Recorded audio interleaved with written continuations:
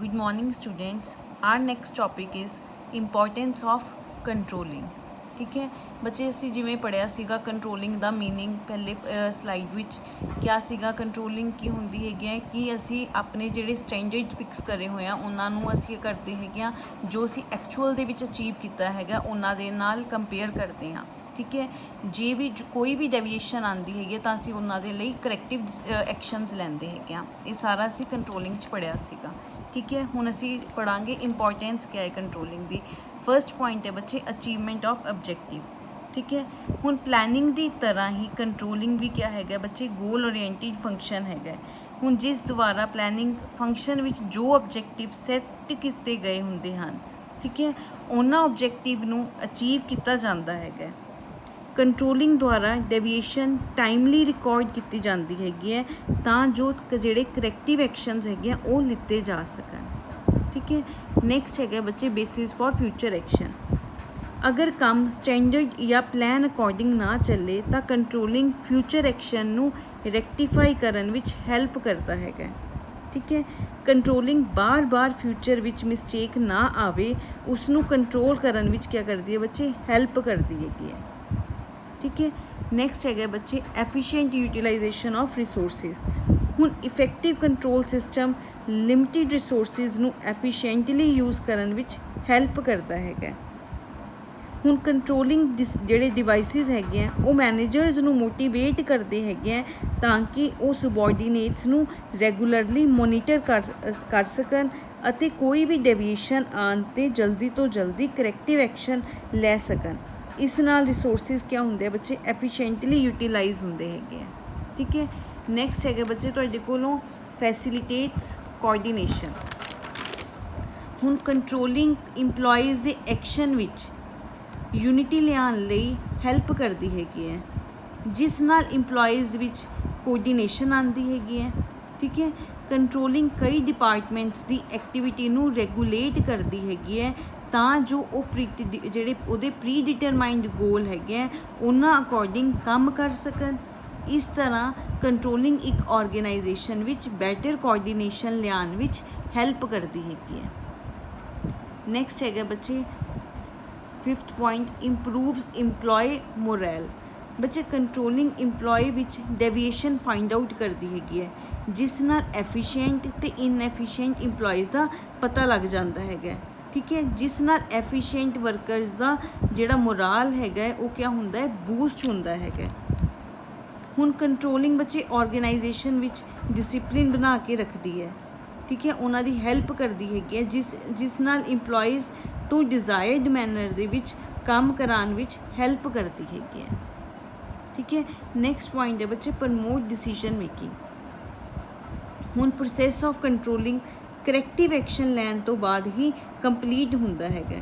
ठीक है, जिहड़ा प्रोसैस है कंट्रोलिंग का वो करैक्टिव एक्शन लैन तो बाद ही कंप्लीट होंदा है। कंट्रोलिंग मैनेजर्स नू गैप आइडेंटिफाई करन विच हैल्प करता है तां जो अगर कोई डेविएशन आई हैगी है उस लई रेमीडियल डिसीजन लिते जा सकन। नैक्सट पॉइंट है बच्चे helps in decentralisation. Effective control system delegation of authority which भी हैल्प करता है। ठीक है, थ्रू इफेक्टिव कंट्रोल सिस्टम जिहड़े टॉप एग्जीक्यूटिव नू कंटीन्यूसली सबॉर्डिनेट्स कोलों फीडबैक मिलते रहते हैं, जिस नाल टॉप एग्जीक्यूटिव नू ये पता लगता रहता है कि जो डिसीजन लए गए हैं वो सही है कि नहीं है। ठीक है, तो उन्होंने पावर्स डेलीगेट करनियाँ चाहिए हैं कि नहीं करनियाँ चाहिए। ठीक है, ये सारा सानू कित्थों पता लगता है, कंट्रोलिंग तो पता लगता है। नैक्सट पॉइंट है बच्चे तुहाडे कोल फैसिलिटेट सुपरविजन। ठीक है, जिमें कि कंट्रोलिंग वर्कर्स उपर एक साइकोलॉजिकल प्रैशर बना के रखता है, जिस प्रैशर नाल इंप्लॉइज़ नू सुपरवाइज करन विच भी हैल्प मिलती हैगी है। हर इंप्लॉइज़ नू पता हुंदा है कि उन्होंने कंटीन्यूसली क्या हो रहा है, मोनीटर किया जा रहा है, जिस करके इंप्लॉइज़ अपने प्रीवियस परफॉर्मेंस तो वधिया परफॉर्म करने लई कोशिश करते हैं। ठीक है, नैक्सट है बच्चे cope up with uncertainty and change. हुण तुहानूं पता ही है अज दा बिजनेस इन्वायरमेंट बहुत डायनेमिक है। ठीक है, ਹਰ ਆਰਗੇਨਾਈਜੇਸ਼ਨ ਨੂੰ ਉਸ ਚੇਂਜ ਲਈ ਜਲਦੀ ਤੋਂ ਜਲਦੀ ਰਿਸਪੌਂਸ ਕਰਨਾ ਪੈਂਦਾ ਹੈਗਾ, ਠੀਕ ਹੈ। ਕੰਟਰੋਲਿੰਗ ਸਿਸਟਮ ਇੰਪਲੋਈਜ਼ ਦੀ ਪਰਫਾਰਮੈਂਸ ਇਨਵਾਇਰਮੈਂਟ ਦੇ ਅਕੋਰਡਿੰਗ ਚੱਲ ਰਹੀ ਹੈਗੀ ਹੈ ਕਿ ਨਹੀਂ, ਇਹ ਡਿਟਰਮਾਈਨ ਕਰਨ ਵਿੱਚ ਹੈਲਪ ਕਰਦਾ ਹੈਗਾ, ਠੀਕ ਹੈ।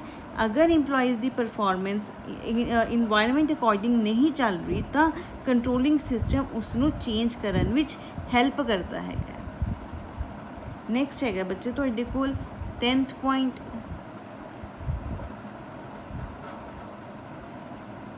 ਇੰਪਰੂਵਸ ਕੁਆਲਿਟੀ।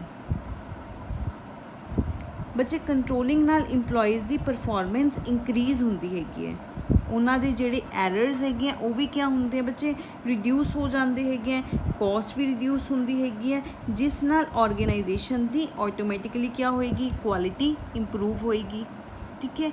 ਨੈਕਸਟ ਪੁਆਇੰਟ ਹੈ ਬੱਚੇ increase sale volume and market share.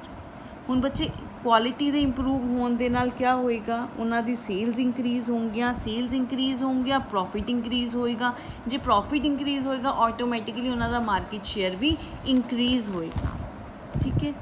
Next ਹੈਗਾ ਬੱਚੇ ਤੁਹਾਡੇ ਕੋਲ ਲਿਮਿਟੇਸ਼ਨਸ। ਫਰਸਟ ਹੈਗਾ ਐਕਸਟਰਨਲ ਫੈਕਟਰ, ਠੀਕ ਹੈ।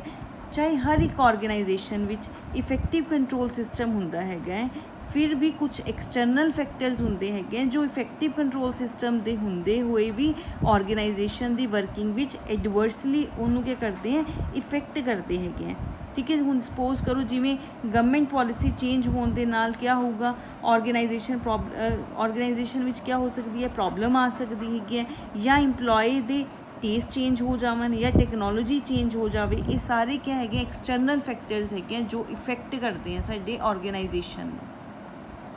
ਨੈਕਸਟ ਹੈਗਾ ਬੱਚੇ ਐਕਸਪੈਂਸਿਵ।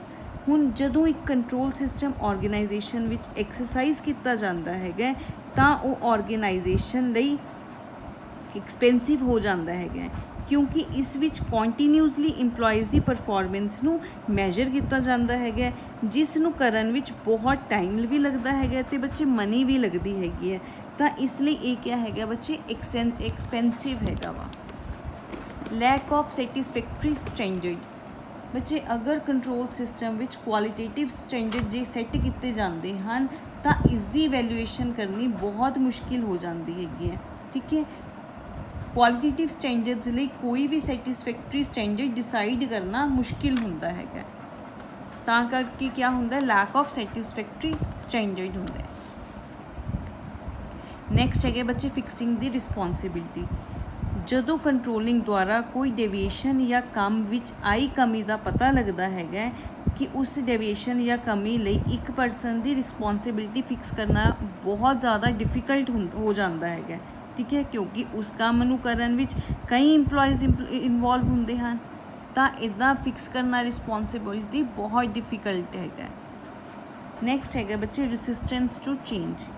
ਹੁਣ ਜਦੋਂ ਕੰਟਰੋਲਿੰਗ ਨੂੰ ਇੰਪਲੀਮੈਂਟ ਕੀਤਾ ਜਾਂਦਾ ਹੈਗਾ ਤਾਂ ਇੰਪਲੋਈਜ਼ ਇਸ ਸਿਸਟਮ ਨੂੰ ਰੂਟੀਨ ਜੋਬ ਵਿੱਚ ਅਨਨੈਸੈਸਰੀਲੀ ਕਿਆ ਮੰਨਦੇ ਹਨ, ਇੰਟਰਫੇਰੈਂਸ ਜਿਹੜੀ ਹੈਗੀ ਆ ਉਹਨਾਂ ਦੀ ਸਮਝੀ ਜਾਂਦੀ ਹੈਗੀ ਹੈ, ਇਸ ਕਰਕੇ ਉਹ ਇਸ ਨੂੰ ਰੈਸਿਸਟ ਕਰਦੇ ਹਨ, ਠੀਕ ਹੈ।